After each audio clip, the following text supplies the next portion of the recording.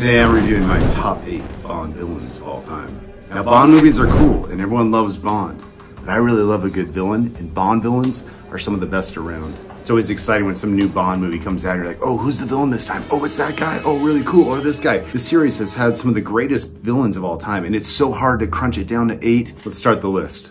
My top 8 Bond villains of all time. One of the most famous henchmen in any Bond movie, Jaws. He was so popular in The Spy Who Loved Me, he came back for MOONRAKER. He's kind of a goofy villain. At the same point, he is scary. He's tall, he's tough, he's menacing. He has these crazy Jaws teeth. That's why they call him Jaws. He's a really intimidating villain in The Spy Who Loved Me, and then in MOONRAKER, he became more of the practical joke. But at the same point, he's such a iconic villain in the James Bond series. You have to bring him up. I also love that he gets a girlfriend in MOONRAKER. That was really funny. Where they took Jaws in MOONRAKER is ridiculous, but at the same point, he still is a strong villain. Remember that scary lady with the shoe? She had the knife on the shoe. Like Sean Connery is just doing his thing and there's that crazy lady in the background. And then she has a knife on her shoe and she starts to like try to kill Sean Connery. Yeah, that lady. That was scary. I don't want to mess with this lady. I stay away from that shoe. Whoa, whoa. Oh. Oh. Ah. All right, I got the lady with the shoe. Cool, we're good, we're good.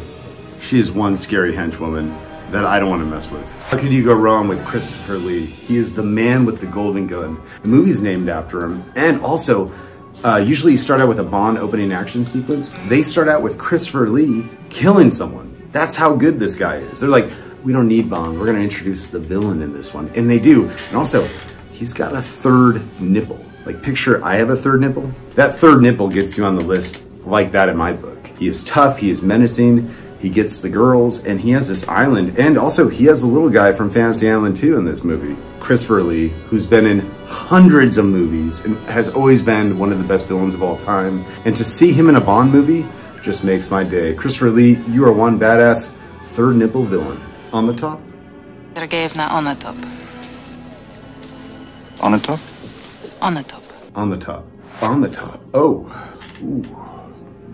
This is the type of villain you want to hook up with, but you know it's going to kill you. But you do it anyways, right?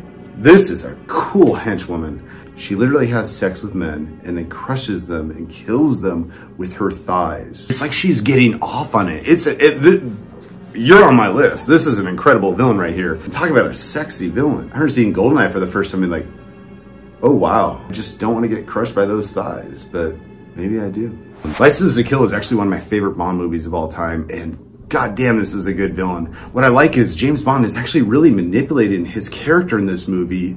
So James Bond actually doesn't kill a lot of the bad guys in this movie. Actually, he does. Once he finds out James Bond was manipulating him, it's on. He's tough, he gets all the girls. There's an opening scene where he's whipping this girl, like, whoosh, bad boy you. He's petting lizards. As his plans go downhill, he gets more and more crazy. I love him. I think he was a great villain. And License to Kill is one of my favorite movies in the Bond series, and a lot of it has to do with this villain. This is for sure one of my favorite villains. All the movies in the past, we've always heard about the other 00 agents. You know, there was 007, so there must be 001, etc. 006, played by Sean Bean, is literally 007's equal.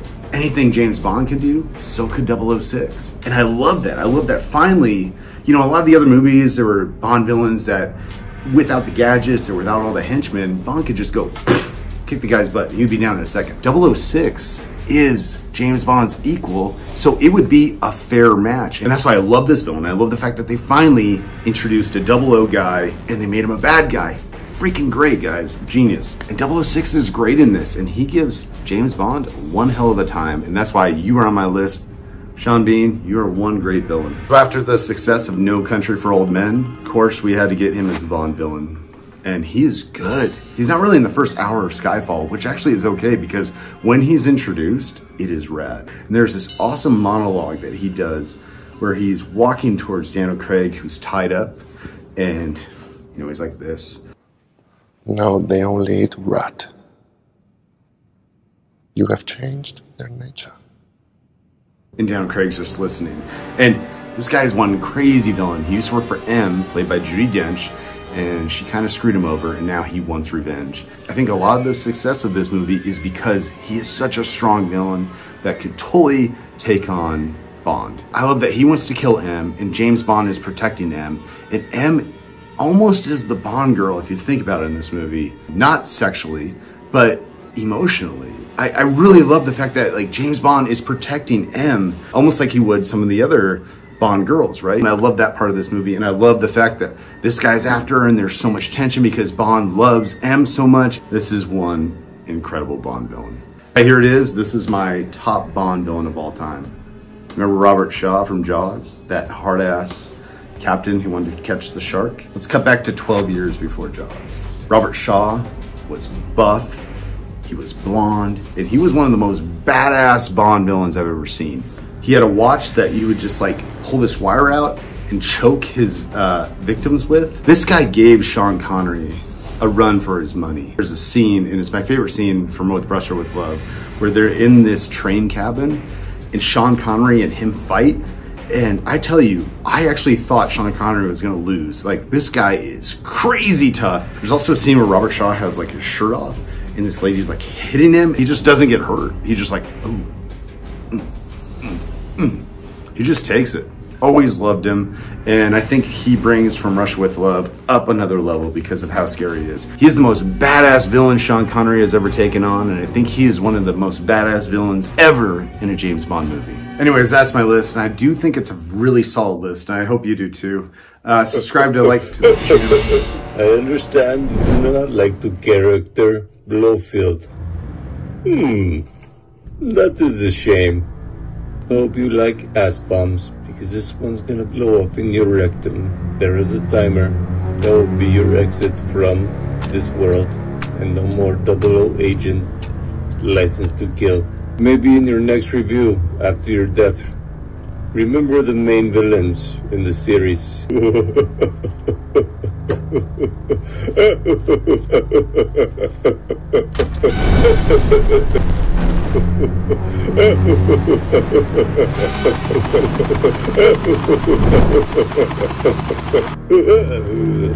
Take us away immediately. Immediately. Thank goodness for Q and his watches.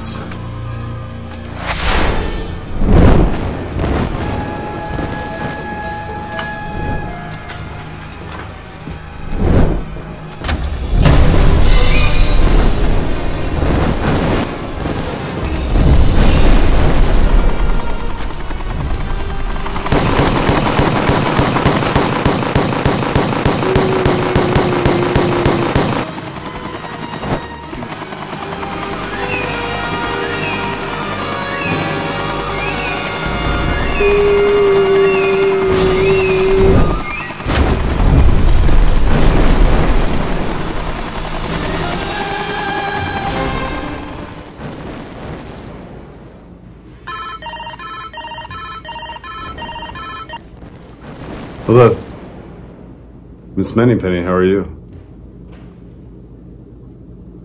Don't worry, I made it okay. By the way, what are you doing for dinner tonight? I'll be right over.